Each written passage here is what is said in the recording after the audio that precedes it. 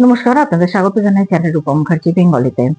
আজ আমরা আলোচনা করে নেব যেটা আমাদের সিলেবাসে রয়েছে 9-10 এর আন্তর্জাতিক সাহিত্য, যেখানে Shakespeare, Leo Tolstoy, Chekhov, Maupassant, Goethe, Pablo Neruda, Gabriel Garcia Marquez, Langston Hughes, Ernest Hemingway, T S. Elliot.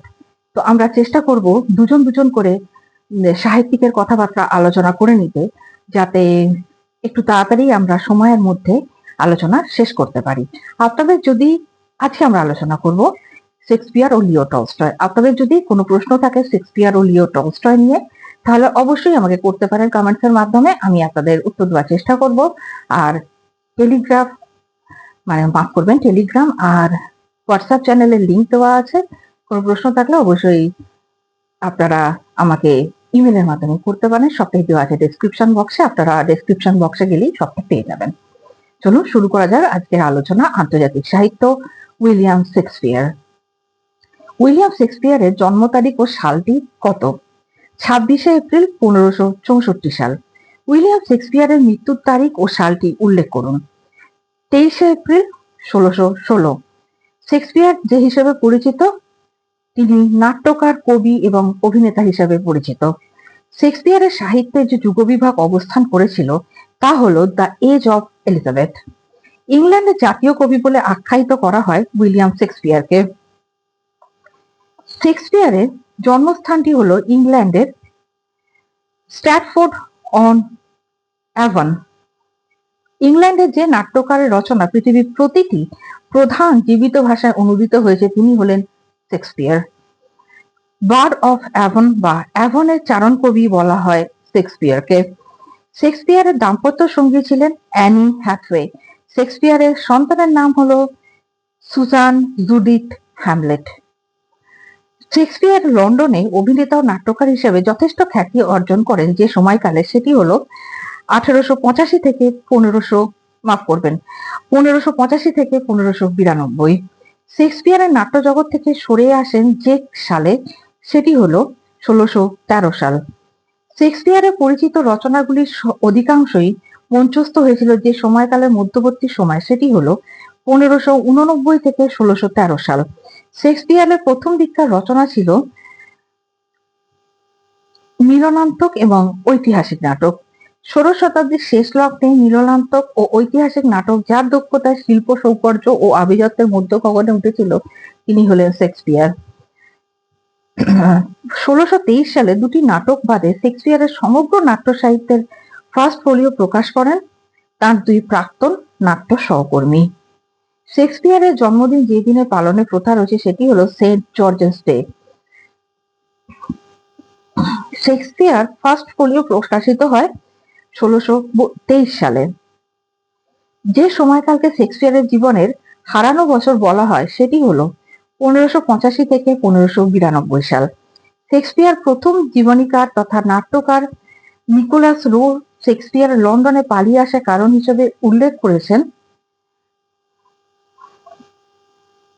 হরিণ রান্না করার অপরাধে বিচার থেকে বাঁচতে।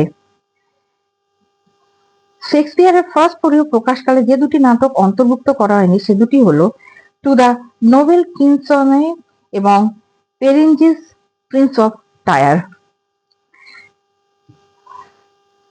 All well that ends well, never for never, Troilus and Cressida ও হ্যামলেট নাটক চারটিকে ফ্রেডরিক এস বোয়েলস যে ধরনের নাটক বলে উল্লেখ করেছেন সেগুলি হলো প্রবলেম গ্লে।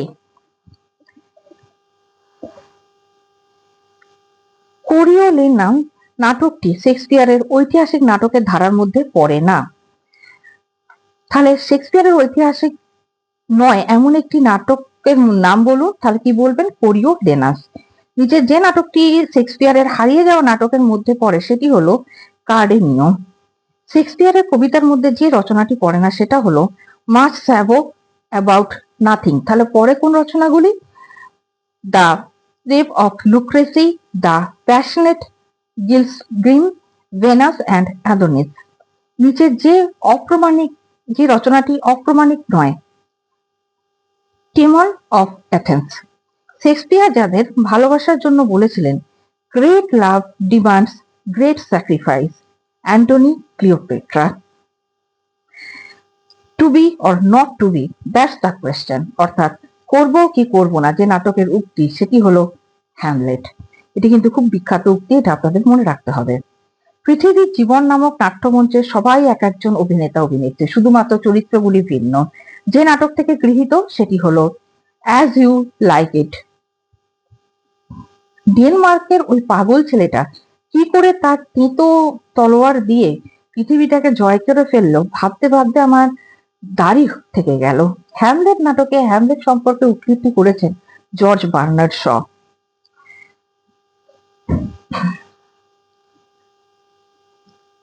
টেম্পটেড শক্তি শকুন্তলার শাস্তি। টেম্পটেডে বলের দ্বারা জয়, শকুন্তলায় মঙ্গলের দ্বারা সিদ্ধি।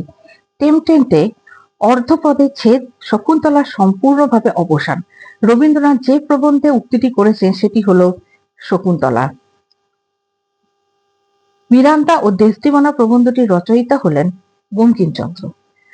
বিদ্যাসাগর তার ভ্রান্তিবিলাস গ্রন্থটি রচনা করেন যে বিদেশি সাহিত্যিকের সাহিত্য অবলম্বনে, সেটি হলো শেক্সপিয়ার কমেডি অফ এরর। নাট্যকার উৎপল দত্ত শেক্সপিয়ারের যে নাটকটি অনুবাদ করেন সেটি হলো Macbeth, merchant of Venice, 12 night অর্থাৎ সবকটি।